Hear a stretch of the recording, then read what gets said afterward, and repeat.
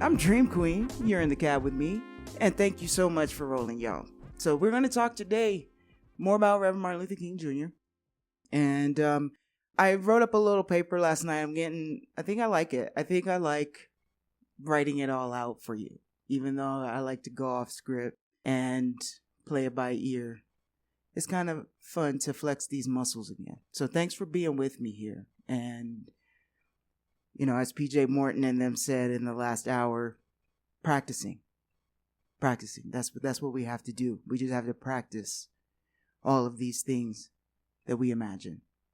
So I'm going to read to you my paper and we'll just go off a little bit, okay?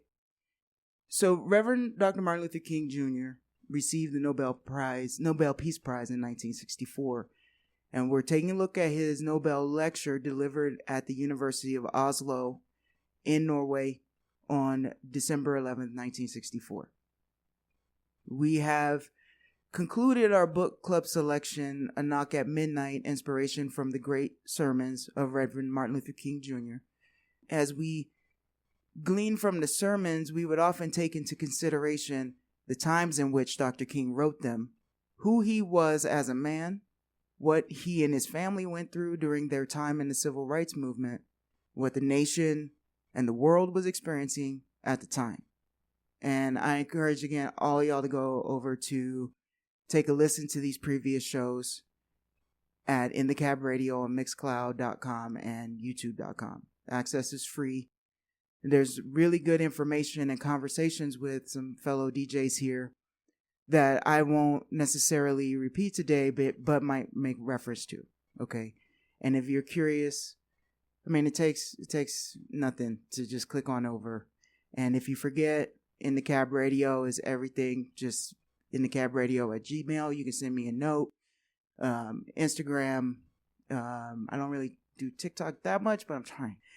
Anyway, I know I will continue to use Dr. King's work as a basis for my own. Like this project has changed me. So as I'm presenting today as somewhat of a conclusion to the previous volume in the book club, it is by no means the last we will hear of the great Reverend Doctor. Okay? But I do want to speak about a revelation that I had while reading this Nobel Lecture. As I've mentioned it before, last night it just hit harder. King was a prophet, which means he came with a prophecy. His prophecy was the subject of all the sermons in A Knock at Midnight. And it is again brought forth in the conclusion of the Nobel Lecture at Oslo. And here it is. Mankind's survival is dependent upon man's ability to solve the problems of racial injustice, poverty, and war. The solution of these problems is in turn dependent upon man's squaring his moral progress with his scientific progress and learning the practical art of living in harmony. Okay? And I'm going to pause there from my pages and just reflect on this for a minute. He was more than a man with an idea. He was more than a man with a dream. He was more than a man with a message. I think that he was instilled here for this very brief time that the world was able to bask in the light of his wisdom and enlightenment, precisely to deliver this message. Our survival as a species is dependent upon our ability to solve the problems of racial injustice, poverty, and war. Our survival is dependent upon this. No one here can disagree with that. Show me the figures where you think that's not true. Every time he got in front of anyone, that was burning inside of him to let us know that we can save ourselves as a species. All we got to do is take this seriously. Not just for some, because for some, the entire planet will not survive. It will never work just for some. the solution, because he was not a man with just pointing at problems. Prophets come with an array of possible outcomes if the prophecy is not heeded. And we don't have a timeline. We don't know when, right? So that's why people are like, oh, the psychic don't know anything. Oh, it's a joke. Because we don't really grasp all the angles. It's like a kaleidoscope, life and existence on this planet. You don't really know which image to focus on. It's a big intersecting picture and infinite possibilities. So it's easy to pick the easy road. You want to pick the easy road and not really look at as many options as we have. That doesn't make the prophecy invalid. You understand? Your ability to take action, your inability to do something about the knowledge that you have, it does not make the prophecy inaccurate. The solution that Dr. King supported is to square our moral progress with our scientific progress. Dr. King believed there was a lag between our morality and our scientific progress. He specifically, in his Nobel Lecture, The Quest for Peace and Justice, he specifically called it a lag.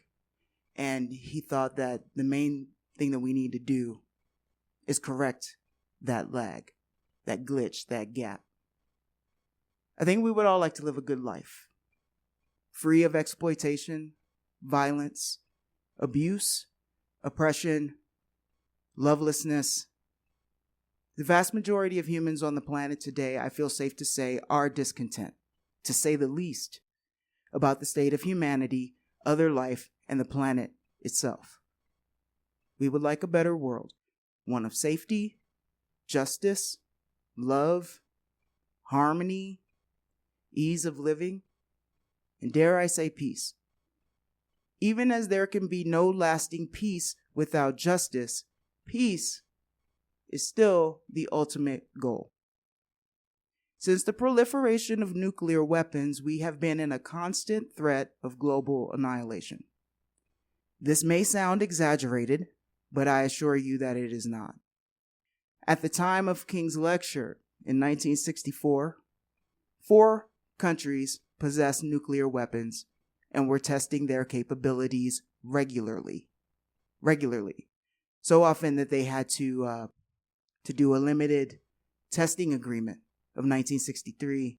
They had to tell countries after they did these tests on people, they realized that all that fallout was having such a dire effect on human health and the health of the planet that these countries who possess nuclear weapons and countries who did not, mainly the Soviet Union and the United States, managed to forge, as they do, an unenforceable agreement that they wouldn't shoot these weapons off to test them in certain places. So they limited where they could do it.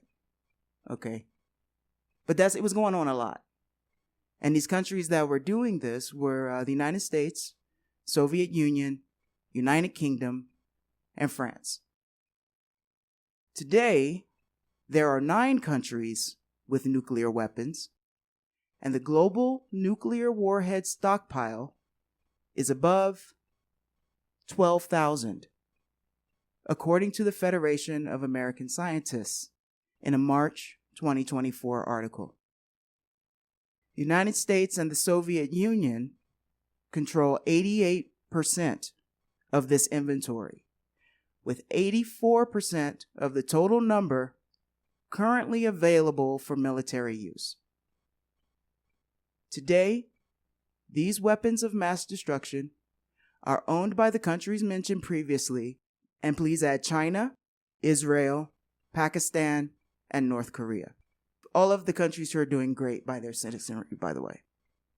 All of the countries where I want to be alone in a room with their leaders. I don't think so. Given the fact that we have known for decades that threat of nuclear war poses to humanity as a species, governments, madmen, have continued to pursue it. King's words ring like prophecy to me because it foretells a possible future in true prophetic form, also offers a solution. The proliferation of peace. That's what he calls it. We have to proliferate peace. Dr. King refers to the story of the Greek hero Ulysses for an analogy. You know we love story time here. Ulysses and his crew were accosted by sirens, whose song would drive them irresistibly first to lust, then to madness, and ultimately death. The siren song. Lust, madness, and ultimately death. The Argonauts made no progress for quite some time, and many lives were lost. They sought many methods to resist the siren songs. The crew stuffed their ears with wax. Ulysses told them to strap him to the masthead or whatever, the sail thing. I don't know, I'm not a sailor, but he was like, I've got to drive the ship. Tie me up. I'll be the guy. But none of this went over very well. Many lives were lost. And they took a lot of time off their journey. They were distracted from their mission. Eventually, they took on board the hero Orpheus, whose ethereal music skills outperformed the sinister siren song. King would say, when Orpheus sang, who could listen to the sirens? We must fix our vision not merely on the negative expulsion of war, but upon the positive affirmation of peace. In short, we must shift the arms race into a peace race. We have the will and determination to mount such a peace offensive. We will unlock hitherto tightly sealed doors of hope and transform our imminent cosmic elegy into a psalm of creative fulfillment. He had a way with words, a poet, alliteration. What mass media does now is like make jokes of people who do that. Great leaders like Jesse Jackson, representatives and champions like the Reverend Al Sharpton. The truth of the matter is that it's in our blood to create. So, proliferation of peace sounds like a catchphrase or an advertisement, but it's serious business, y'all. It's serious business. And I wanted to cite the source real quick. The original document, not my homework essay book report, but the original document is at nobelprize.org /prizes/peace/1964 But you can just throw it in a search engine. Reverend Martin Luther King Jr., Nobel Lecture, nobelprize.org. Okay, nobelprize.org. And I appreciate them for having this archive there because a lot of places just had excerpts. And the entire speech is on their website. And that's where I'm quoting Dr. King from. So, Dr. King goes on to declare that we must now give an overriding loyalty to mankind as a whole in order to preserve the best in our individual societies. When I speak of love, I am not speaking of some sentimental and weak response which is little more than emotional bosh. I am speaking of that force which all of the great religions have seen as the supreme unifying principle of life. Now, these are two quotes separate in the speech, but I put them together in my notes because they go together. Like right now, we have to have an overriding loyalty to mankind as a whole. Whatever. Don't get caught up in the semantics, okay? It was 1964. Humankind, whatever you want to call it. All of us here on this blue marble, okay? With skin in the game. And I think there's those beyond the veil that are working with us. We can't see.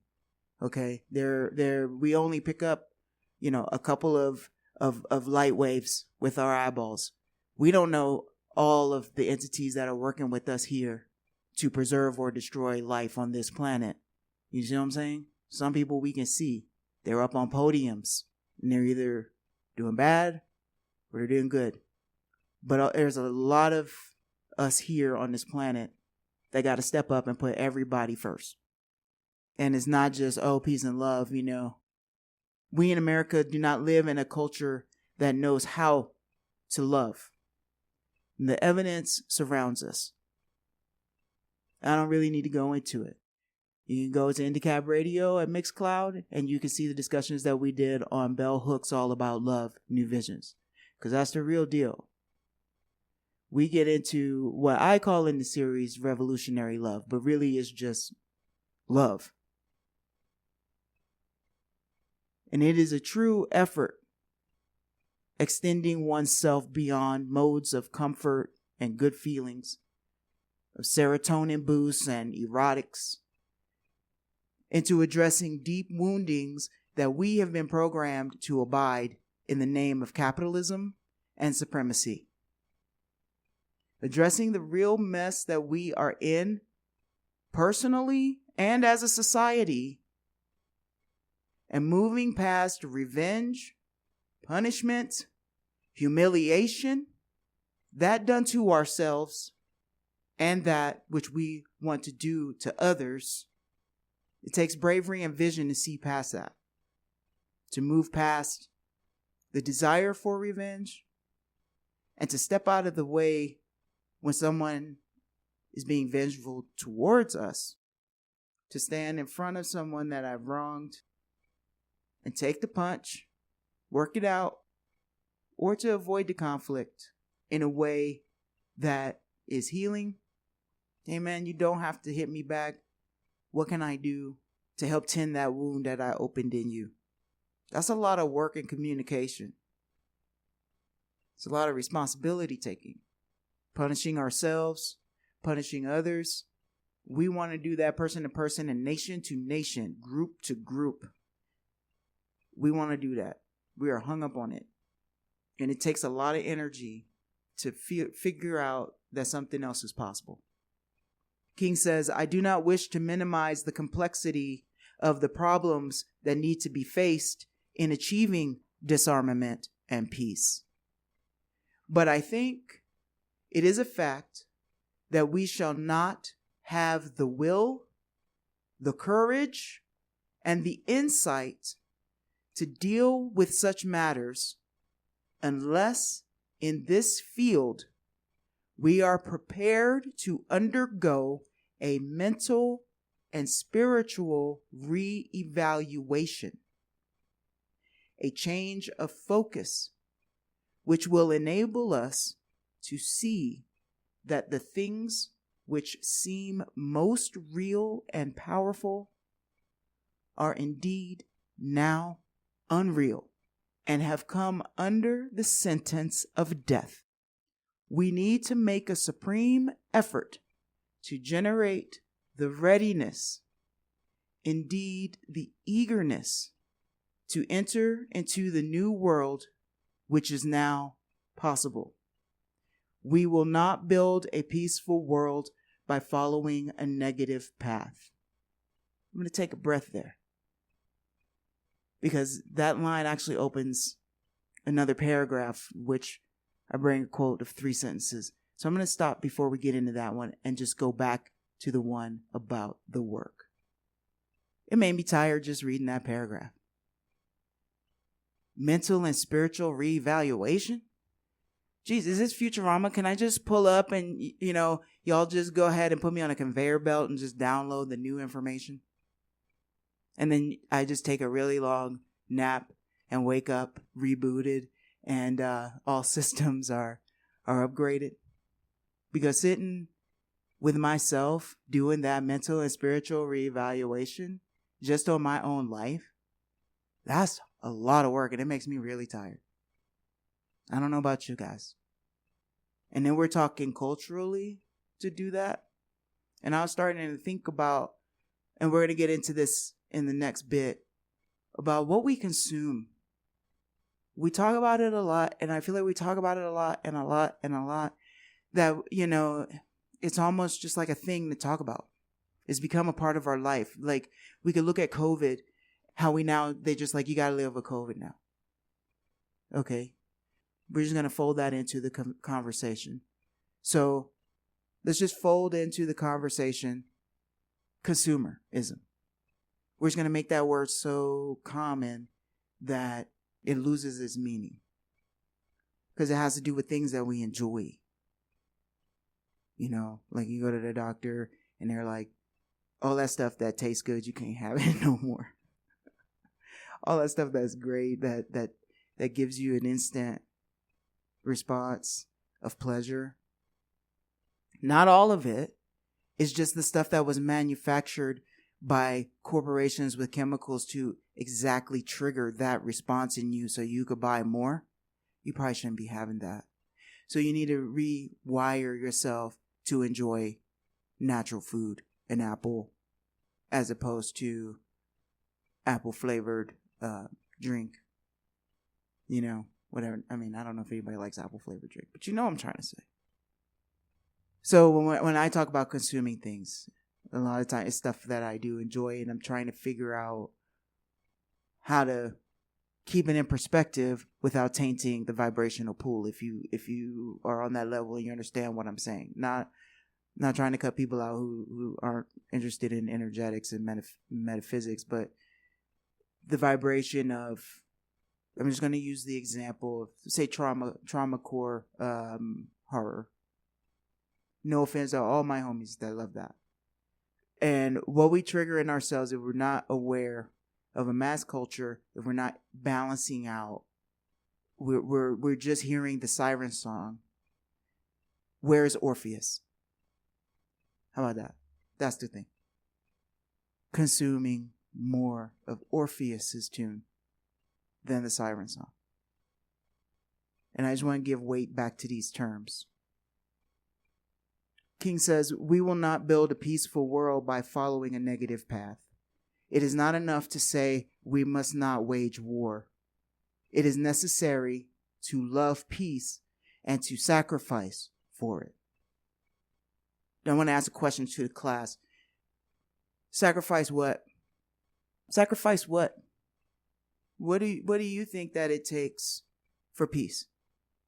I have a few suggestions, like ego, bloodlust, revenge, and those things we were talking about before. To sacrifice retaliation and ego. As the aforementioned countries race to amass more nuclear warheads, according to the Federation of American Scientists, okay, they say the U.S. is not. That we're disarming. I'm not in it. They got the website, okay? I have my suspicions. I mean, let me just go ahead and put it out there. Why do we need to have more if we could just have Israel have theirs in our name? How about that? How many of these countries that have these nuclear weapons are proxies for us? So how many weapons do we really have if we're giving them away or selling them or trading them with our allies, who are quite frankly out of their minds, and our opposition? Whatever. They're nuts. Anyway, I digress.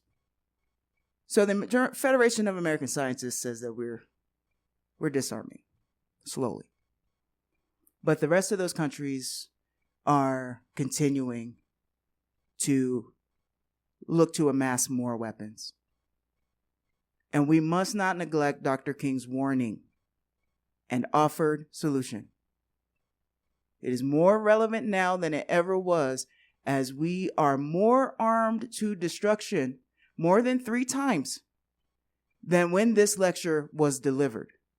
And when I say more than 3 times, that's just the countries or occupying forces, if you would say, that are that are armed. That's not actually the actual number of warheads that exist on the planet now as opposed to 1964.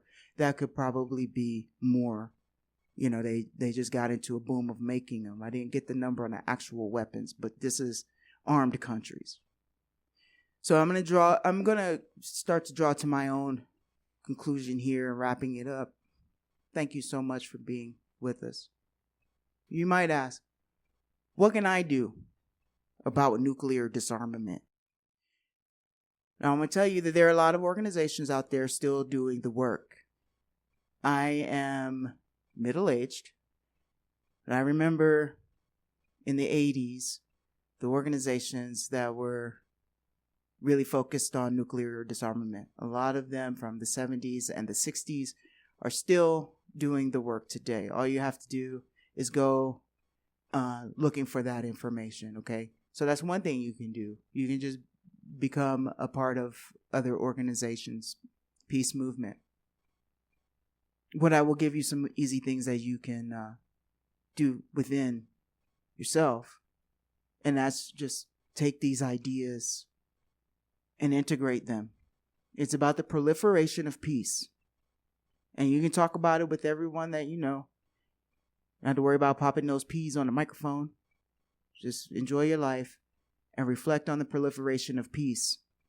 Be the representative of your group. Be the ambassador that you want to see in the world.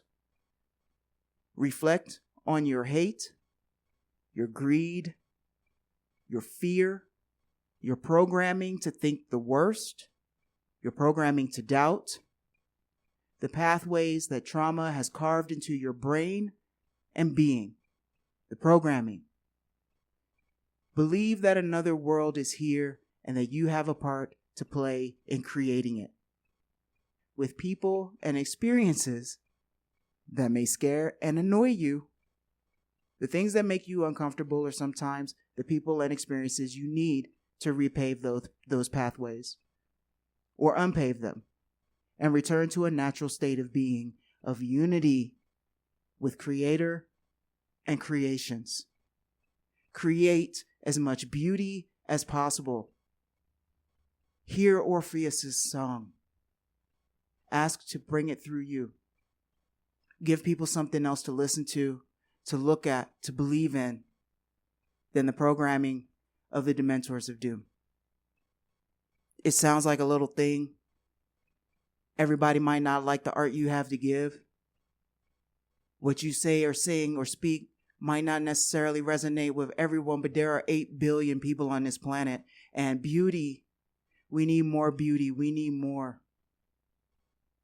And that goes back to the frequency. Even if you create something and leave it somewhere in your basement, if it's biodegradable in the woods, it is the energy that you create when you are creating something from a place of joy, from a place of love, whether it's just a cup of tea for a neighbor that you may love or not like. That moment of heart-centered energy, you know the feeling. Dr. King calls it, I wasn't going to go down here. This is totally a vamp. But right here in the first paragraph of his lecture, he says, occasionally in life there are those moments of unutterable fulfillment which cannot be completely explained by those symbols called words. Their meaning can only be articulated by the inaudible language of the heart. Such is the moment I am presently experiencing. And I think he sums up what I'm trying to say. The alternative is that we can do nothing. Just keep doing what we're doing. Just focus, blinders on. All things move toward their end, to quote Nick Cave. I'm a Lord of the Rings fan as well. The age of men is over. The time of the orc has come. Y'all remember Lord of the Rings, Return of the King? That's Gothmog at Osgiliath. Yeah, the darkest before the dawn. Knock at midnight. Gondor was knocking. It was midnight. Seasons are real timetables. But I didn't sign up for the demolition of an entire planet, people, or species. So I'm going to stick with the MLK quotes. I'm going to listen to all of Nick Cave, especially right now in spooky season. And I'm going to watch Lord of the Rings every time I need to check out a dragon and a quest for good, across perils unknown. But I'm still going to go with King. Because as he says, history is cluttered with the wreckage of nations and individuals that pursued this self-defeating path of hate. Love is the key to the solution of the problems of the world. I would also say greed, the self-defeating path of greed, which fosters hate. We just heard George Harrison, another song called Beware of Darkness that he wrote. I played it, Concrete Blonde version, last week. Beware greedy leaders who take you where you should not go. As you rally this season, listen between the lines. Do not fall back asleep, and do not let your soul identity politic allow you to let your guard down about what the true directive of domination is about. King was very clear in his time about the global revolution that was happening concurrently. We are in a similar time when all the nations of the world are at war. All of the peoples of the world must find humanity and solidarity around peace. The people only want to live and thrive. It is the rhetoric of the greedy that steal our hearts and minds from the path of harmony. Now that's all me. You can have it. Steal it. You got to come over to Mixcloud or YouTube, click like, and then write that quote down. We can do this. Another world is here. There will be more dark times and more setbacks. We have been through some measure of this before, and due to the efforts of ourselves in the past and those who came before us, we are forging a way forward. And on this note, I would like to conclude with a quote from Dr. King's Nobel Peace Prize acceptance speech, which he gave in Oslo one day before this lecture. Recordings of it are widely available. It's only about 12 minutes. I deeply respect that Dr. King regarded himself as a steward of the Nobel Peace Prize Award, accepting it on behalf of the entire civil rights movement in the United States. He honors what he calls the real heroes of the freedom struggle, those whom he names the devotees of nonviolence, who have moved so courageously against the ramparts of social injustice, and who in the process have acquired a new estimate of their own human worth. He knew he wasn't doing this alone. That's why they couldn't pierce him, because he was made of millions. And he gave each person in the movement their credit. He always represented everyone. There's a quote. I accept this award today with an abiding faith in America and an audacious faith in the future of mankind. I refuse to accept despair as the final response to the ambiguities of history. I refuse to accept the idea that the isness of man's present nature makes him morally incapable of reaching up for the eternal oughtness that forever confronts him. I refuse to accept the idea that man is mere flotsam and jetsam in the river of life, unable to influence the unfolding events which surround him. I refuse to accept the view that mankind is so tragically bound to the starless midnight of racism and war that the bright daybreak of peace and brotherhood can never become a reality. I refuse to accept the cynical notion that nation after nation must spiral down a militaristic stairway into the hell of nuclear annihilation. I believe that unarmed truth and unconditional love will have the final word in reality. That is why right, temporarily defeated, is stronger than evil triumphant. I believe that even amid today's mortar bursts and whining bullets, there is still hope for a brighter tomorrow. I believe that wounded justice lying prostrate on the blood-flowing streets of our nations, can be lifted from this dust of shame to reign supreme among the children of men. Give it up, bro. He believed in us. I believe in us. Okay? No matter how dark it gets. It's what the revolution is for. I love y'all. Thank you so much.